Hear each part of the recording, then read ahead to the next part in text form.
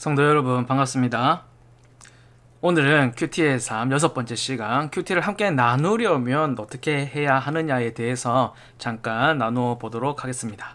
큐티 나눔의 정의 그리고 유익이 뭐가 있을까? 내가 하나님의 음성을 큐티를 통해서 어떻게 들었고 또 그것을 어떻게 느꼈고 또 나는 어떻게 변화되었는지에 대해서 사람들과 함께 그 체험한 은혜를 나누는 과정을 바로 큐티 나눔이라고 이야기를 합니다. 이 큐티의 유익을 공유하면서 또 큐티의 축복이 얼마나 큰지, 다른 사람들은 또 어떠한 복과 은혜를 누렸는지에 대해서 깊이 실감할 수 있는 그런 좋은 기회가 되는 것이죠. 큐티를 하는 그 구성원들이 큐티를 얼마나 지속할 수 있는지에 대한 큰 도움이 되기도 합니다.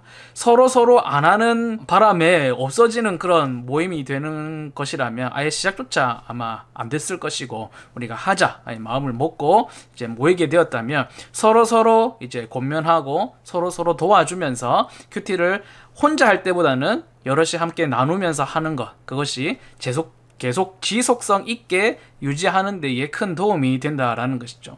지속적으로 유지된다는 것은 나의 영적인 건강한 상태도 계속해서 유지될 수 있는 좋은 기회가 될 수 있다라는 것입니다. 그리고 큐티 적용의 확대를 거치는 과정이 될 수가 있는 거죠. 배가의 기쁨과 은혜를 누릴 수 있습니다. 기쁨은 함께 나누면 배가 된다고 그러는데, 이 큐티를 통해서 누렸던 은혜들과 또 도전들을 함께 나눈다면 자기 혼자만 생각했던 내용들이나 받았던 은혜만 아니라 다른 사람들은 어떻게 적용하고 어떻게 생각하였는지, 그리고 어떤 삶의 변화를 겪었는지에 대해서 귀한 은혜를 나눌 수가 있게 되겠습니다. 큐티 나눔을 하기 위해서는 준비 과정들이 필요하겠죠. 첫 번째 단계는 참여자들이 꾸준하게 참여를 하는 것입니다. 매일 30분 이상 큐티를 해야 사실은 이게 가능이 한 거죠. 만약에 큐티를 안 하는 사람이 참여를 하게 된다면 서로 그것이 큰 유익이 되지 못하고 또 덕이 되지 못할 것입니다. 참여자들이 꾸준하게 또 매일 30분 이상은 큐티를 하는 사람들이 모여서 이제 준비 과정을 거치게 됩니다. 두 번째로는 큐티로 끝나는 것이 아니라 마음에 새겨서 하루의 삶 속에서 깊이 묵상하고 적용하는 과정들이 필요합니다. 성경이 무슨 내용인지 무엇을 말하는지만 나누게 된다면 그것은 아마 성경 공부와 별 다를 바가 없는 모임이 될 것입니다. 그것을 나는 어떻게 받아들였고 내 삶 속에 어떻게 묵상하였는지를 적용하는 과정들을 나누게 되는 것이죠. 세 번째 단계는 큐티의 체현, 몸으로 녹아들고 완전히 용해되고 몸으로서 표현되는, 체현되는, 삶에서 나타나는 그런 이야기들을 나누게 된다면 성령의 9가지 열매, 귀한 열매들을 거두어갈 수 있게 되고 서로 자라는 것을 체크해 볼 수도 있게 되겠습니다. 자, 큐티를 나눔을 가지면서 얻을 수 있는 복이 있는데요. 성경에서 그 많은 복들을 이야기하고 있지만 제일 중요한 본문들을 몇 가지 가져와 봤습니다. 시편 133편 1절에 보면 보라, 형제가 연합하여 동감이 어찌 그리 선하고 아름다운고, 그렇게 이야기를 하고 있습니다.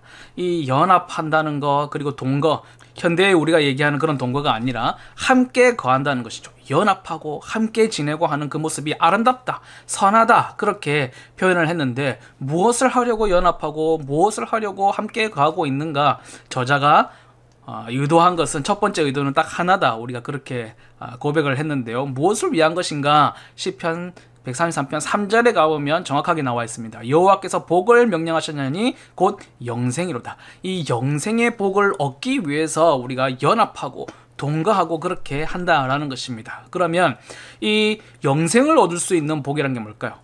말씀을 빼고는 도저히 생각해 볼 수가 없는, 하나님의 말씀을 제외하고서는 생각할 수 없는, 얻으려고 꿈꿔볼 수도 없는 그런 복인 것이죠. 영생의 복, 이 말씀이 함께 연합하여 함께 거하는 그 형제의 모임, 말씀의 모임이 그렇게 선하고 아름다웠다라는 것입니다. 요한일서 1장 1절부터 3절 말씀도 보면 1절에 보면 태초부터 있는 생명의 말씀에 관하여 하면서 2절까지 그 말씀에 대해서 얘기하고 3절에 우리가 보고 들은 바를, 말씀을 얘기하는 것입니다, 너희에게도 전한다. 우리가 듣고 깨닫고 살았던 그 말씀을 너희에게도 이야기해 주는 것은 너희로 우리와 사귐이 있게 하려 함이니 우리의 사귐은 아버지와 그의 아들 예수 그리스도와 더불어 누립니다. 하나님과의 사귐뿐만 아니라 우리 안에서 우리 서로 사귐이 있어야 된다. 무엇을 통하여서요? 생명의 말씀을 통해서 우리가 사귐이 필요하다라는 것이죠.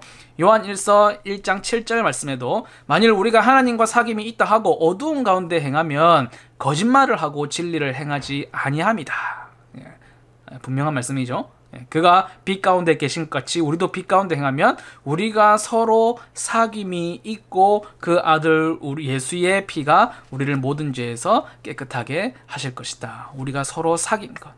그 말씀을 얘기했죠. 말씀을 나누고 말씀의 은혜, 말씀의 체험, 삶들을 나누면 우리 그 사귐이 깊어지면 우리가 빛 가운데 행하는 데에도 도움이 되고 우리가 그 말씀대로 살기 위해 몸부림치고 서로 은혜를 나누고 또 격려하고 독려하는 그 차원에서 예수의 피가 우리의 죄를 깨끗하게 하시는 그런 경험들을 느끼게 될 것이다. 그 말씀을 얘기하고 있습니다. 자, 실제적으로 정리를 해보면요. 큐티 나눔을 통해서 어떤 복을 누릴 수 있는가? 첫 번째, 말씀 체험의 배가 2배가 된다는 것이죠.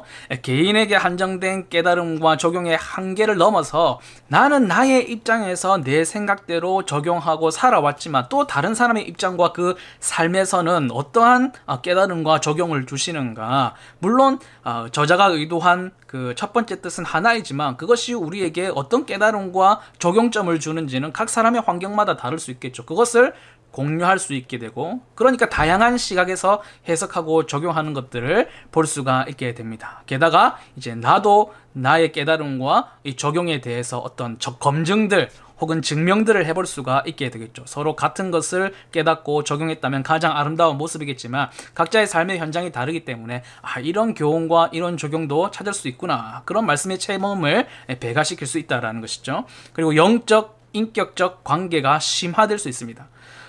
교회를 다니면서도 우리가 서로 바쁘게 만나다 보면 교회의 사역이나 업무상으로 사실 피상적인 만남을 가질 수 있게 되는 경우가 허다한데 그 만남의 깊이를 넘어선다라는 것입니다. 우리가 함께 모여서 그냥 삶의 이야기나 일적인 이야기를 하는 것이 아니라 내가 말씀을 어떻게 읽었고 내 삶에서 말씀이 어떻게 역사하였다. 그 이야기들을 서로 모여서 나눌 수 있다면 이 말씀의 은혜 그리고 진실한 자신의 내면, 자신의 삶도 공유하게 되잖아요. 어떻게 적용이 되었고 어떻게 변화되었는지 그런 것들을 공유할 수 있기 때문에 그냥 피산적인 관계가 아니라 굉장히 깊은 성경에서 말씀하시는 사귐이라는 그 깊이에 들어갈 수가 있게 된다는 것이죠. 그리고 지속적으로 큐티하게 되는 동력이 될 수 있습니다. 동인이 될 수 있다는 거죠.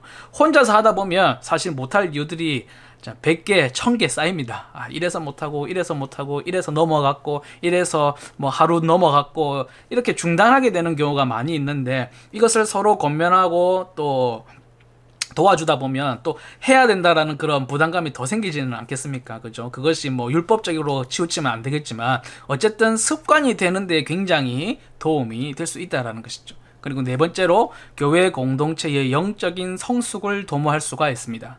교회 내에서 성도의 영적 수준이 성숙해지고 세속적인 언행이 감소되게 됩니다. 왜냐하면 계속해서 말씀이 그것들을 깎아내시기 때문이죠.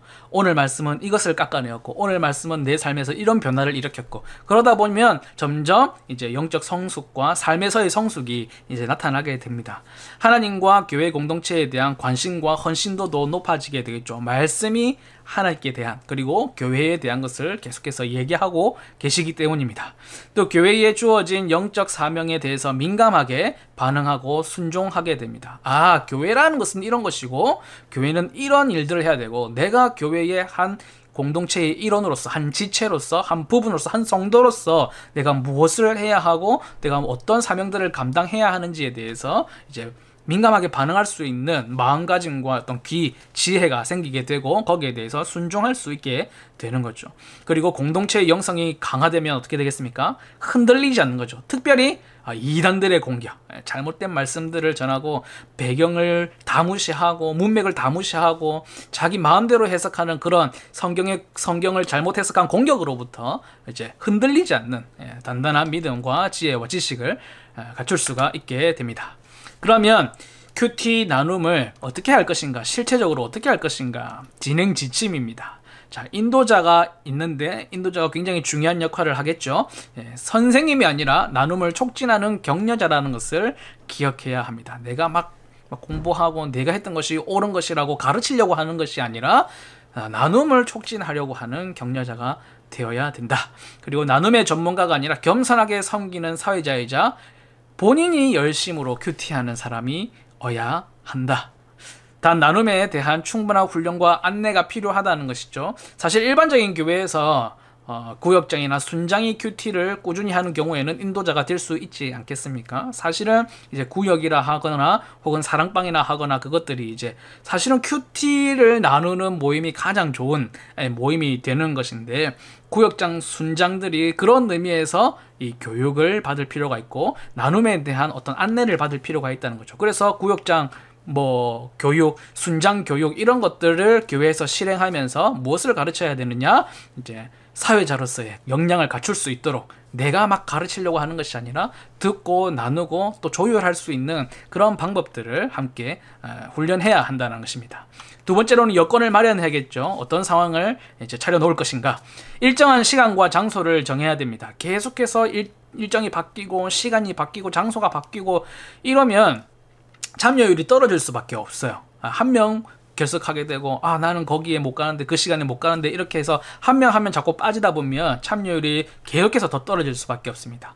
그리고 큐티 나눔을 할 때에는 너무 많은 인원도 안 되고 너무 적은 인원도 안 되겠죠. 4명에서 7명 정도가 아마 바람직하지 않겠느냐, 그 정도가 제일 적당하지 않겠느냐. 너무 많으면 사실은 자신의 삶을 깊이 있는 내용을 공개하기가 좀 꺼려지기도 하고 또 시간도 서로 다 나누려다 보면 많이 걸리기도 합니다. 그리고 숫자가 너무 작으면 이제 사실은 이게 여러 가지를 공유하기 위해서 은혜들을 체험하기 위해서 나누는 것인데 너무 작으면 이제 그런 내용들이 너무 협소해지니까 조금 4명부터 7명 정도가 적당할 것 같다. 자, 다음은 진행 순서입니다. 이 순서는 이제 가이드라인을 보여드리는 것이 무조건 이렇게 해야 된다라는 것은 아닙니다. 어떻게 해야 될지 좀 막막하실 경우에 이런 것들을 참고하시면 좋을 것 같은데요. 찬양과 기도 먼저 하는 것이죠. 본문의 내용, 본문의 주제를 담고 있고 반영하고 있는 찬양을 한 2-3곡 정도 함께 부릅니다.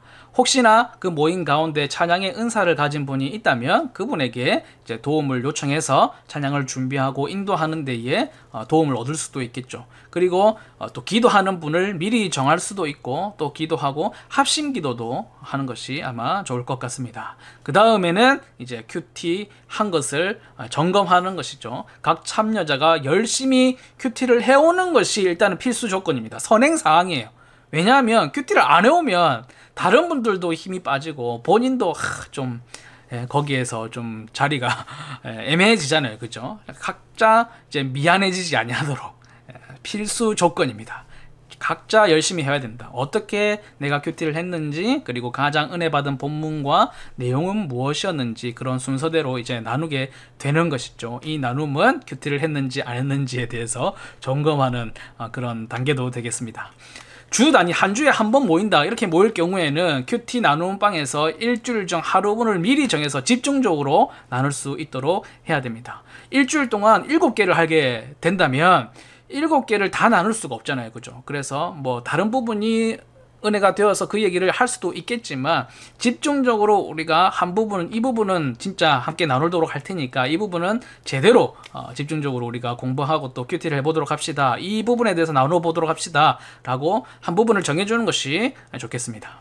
그리고 1명에서 2명 순번을 정해서 매주 돌아가면서 큐티 발표를 하는 것이죠. 다음 주 큐티 발표자는 미리 그 발표를 준비해 와야 됩니다. 대단한 게 아니고 가장 먼저 하는 것이죠. 우리가 일주일 중에 한 부분을 미리 정한 거 있지 않겠습니까? 그 부분에 대해서 가장 먼저 이제 브리핑을 하고 나는 이런 은혜를 받았고 이런 얘기들을 이제 쭉 발표를 먼저 하는 것이 이제 발표자가 되겠습니다.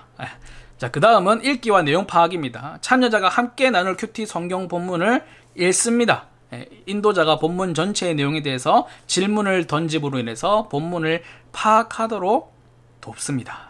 그리고 인도자가 본문 전체의 내용을 요약하고 설명하죠. 참여자 중 한 명이 그런 부분에 있어서 좀 탁월한 분이 있다면 또 도움을 요청하실 수도 있겠습니다. 인도자는 참여자가 이것들을 충분히 이해했는지 좀 확인해보는 부분도 필요하겠죠. 그런데 지금 읽기하고 내용 파악하고 있는 본문은 완전 새로운 본문이냐 아니면 우리가 했던 부분이냐, 했던 부분을 하셔도 되고 그 다음날 할 거나 아니면 오늘에 해당하는 본문을 하셔도 됩니다. 네. 그리고 나눔을 계속 진행합니다. 인도자는 본문을 관찰하며 육하 원칙에 따라서 질문을 해본다. 해석상 의견이 있을 만한 내용은 질문과 설명을 병행해가면서 함께 깨닫도록 돕습니다. 이거는 어떻게 생각하셨습니까? 이거는 뭐라고 생각하십니까? 먼저 물어보고 또 설명하고 이런 것들을 병행해야 된다는 것이죠. 본문에서 가장 깊이 감동한 말씀은 무엇인지도 함께 나누고 또 함께 적용하고자 하는 말씀이 있다면 서로 나눌 것을 촉구합니다. 인도자는 참여자들이 마음속에서 깨닫고 느끼고 적용한 바를 잘 표현할 수 있도록 좋은 질문들을 다양하게 준비해야 합니다. 막상 그냥 얘기해 보세요, 이것이 아니라 이런 부분에 대해서 이런 것은 어떻습니까? 또 이런 부분에 대해서 어떻게 이렇게 생각했습니까? 이 내용인데 이 내용인 줄 알았습니까? 아니면 다르게 생각했습니까? 혹은 지금은 어떻게 생각하십니까? 이런 질문들을 다양하게 준비하면 이제 대답을 이끌어낼 수가 있게 된다는 것이죠. 자, 이 모임을 하면서 주의해야 할 점들도 있습니다.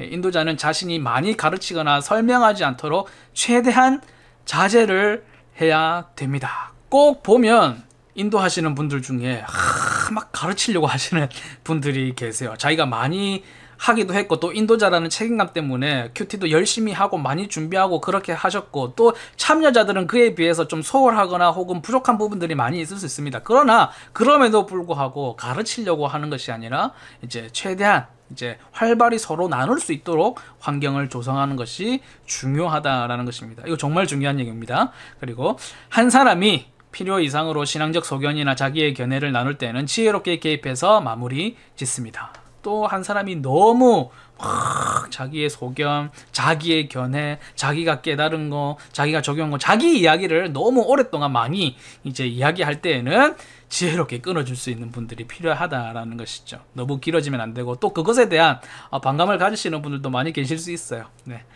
나눔에 참여하지 않고 침묵으로 일관하는 사람들이 있을 수 있습니다. 그러면 침묵할 자유를 주셔야 돼요. 너무 무리하게 참여를 강요하다 보면 막 말하는 것에 대해서 굉장히 부담감을 가지고 계시는 분들이거나 혹은 참 말하기 껄끄러운 그런 어려운 적용점이나 또 삶의 변화를 겪으신 분들은 감히 내놓을 수 없는 얘기들이 있을 수도 있잖아요. 그죠? 그래서 강요하지는 않되 잘 참여할 수 있도록 계속해서 도와줄 필요가 있다는 것입니다. 언젠가는 아마도 그 이야기를 꺼내놓으실 때가 있으실 겁니다. 인도자는 나눔과 발표가 본문의 내용과 주제에 집중되도록 돕습니다. 자꾸 딴 얘기로 새거나 개인적인 관심사 이야기로 치우치지 않도록 해야 합니다. 교회에서 보면 정말 좋은 방법이라고도 제가 생각을 하는데요. 이 사랑방이나 구역들을 취미생활이나 혹은 체육활동 아니면 관심사 이런 부분들로 이제 묶어주는 겁니다. 배드민턴 사랑방, 탁구 사랑방, 바둑 사랑방, 성경 사랑방, 책 읽기 사랑방 이렇게 묶어주는 것이죠. 구역을 취미생활로 묶어주는 것도 중요하지만 그 묶어진 그대로 큐티 나눔 모임을 하겠다라는 것은 제가 추천하지 않습니다. 왜냐하면 이야기가 자꾸 그쪽으로 가요. 공통 관심사가 무엇인지도 알고 약속도 막 정해져 있고 또 언제 한번 경기할 것인가 또 언제 무슨 책을 읽을 것인가 그런 관심사들이 또 이제 집중된 관심사들이 있기 때문에 계속 그쪽으로 이야기가 흐를 수 있습니다. 그러니까 그런 모임에서는 그대로 하는 것은 제가 별로 추천드리지 않고 따로 이제 말씀을 나눌 필요가 있다라는 것이죠. 그래서 이 발표 내용들이 나누는 내용들이 이 본문과 이 큐티의 내용에서 벗어나지 아니하도록 계속해서 인도자가 이제 잘 이끌어 주셔야 된다라는 것입니다. 그리고 인도자는 관찰, 해석, 적용에 대한 다양한 질문들을 준비해서 함께 생각하고 사고하도록 유도합니다. 낙오자가 생기지 않도록 마치 없는 사람처럼 계시는 분이 계시지 않도록 물론 침묵하는 분도 계시겠지만 그분들도 함께 이제 이야기를 나눌 수 있는 부분들은 충분히 있으니까 관찰하고 해석하고 적용하는 데 대해서 다양한 질문들을 준비하시면 돼요. 질문에는 답을 하니까요. 그러니까 이 질문들을 함께 생각하고 사고하도록 유도하시면 좋은데, 제일 좋은 점은 뭘까요? 준비하는 질문도 있겠지만 그 상황에 맞추어서 뭐 재치 있다고 할까요? 지혜롭다고 할까요? 그런 질문들을 잘 던지실 수 있는 분이 인도자를 하면 아마 굉장히 좋겠죠. 마무리입니다. 자, 핵심 적용 주제를 서로 확인합니다. 우리가 공통된 점, 그리고 가장 중심적으로 우리 시선이 하나로 모아지는 점이 어디다. 그런 것들을 찾는 것도 중요하겠고, 그 다음 서로의 기도 제목들을 나누는 것이 중요합니다. 이 말씀을 통해서 깨우친 바와 또 실행하고 삶에서 이제 나타내는데, 이게 기도 제목들이 없을 수 없잖아요. 그죠? 잘 될 수도 있고 잘 안 될 수도 있지만은 안 되면 더욱더 기도 제목들이 되고는 하는데, 그런 제목들을 함께 나누고 그것들을 가지고 모두가 합심해서 기도하고 마치면 되겠습니다. 자, 지금까지 큐티를 함께 나누려면 어떻게 해야 하는가, 큐티를 나눈다는 게 무엇인가, 어떤 유익이 있는가, 또 어떤 점들을 주의해야 하고 또 준비해야 하는가에 대해서 살펴보았습니다. 제일 중요한 것은 아마 두 가지 정도로 요약을 할 수가 있을 것 같아요. 첫 번째는 각자 큐티를 열심히 하는 거죠. 한 명씩 막 안 해오고 그렇게 하다 보면 서로 다운되는 경우가 있습니다. 이게 서로 좋자고 서로 이제 독려하고 서로 큐티 열심을 내고 습관이 되자고 하는 건데, 안 하는 게 더 많아지면 이제 곤란해지겠죠. 그래서 각자 큐티를 열심히 하는 게 중요하겠고, 또 두 번째로 중요한 사람은 그 모임을 잘 리드해 줄 수 있는, 잘 나눌 수 있도록 해줄 수 있는 인도자가 준비되어야 하겠다라는 것입니다. 사실은 크게 인도자가 없는 모임이 될 수도 있습니다. 따로 인도자가 없이 서로 되면 그것이 가장 좋은 방법이겠지만, 그래도 인도자가 있는 것이 이제 많은 모임에서 그나마 원활하게 진행되는 경우가 많이 있기 때문에, 그 중에서도 큐티를 열심히 하시고 서로에게 질문을 줄 수 있고 또 이런 분위기들을 이끌어갈 수 있는 그런 분들이 인도자로 두면 굉장히 유익할 것이다 라는 것입니다. 큐티는 1대1로 하나님과 혼자 말씀을 묵상하고 은혜를 누리고 삶의 체험을 하는 것이지만, 이 내용들을 함께 모여서 나눌 수 있는 모임이 있다면 은혜와 기쁨이 2배가 될 것이다. 그리고 큐티하는 습관도 기르기 굉장히 좋을 것이다. 여기까지였습니다. 감사합니다.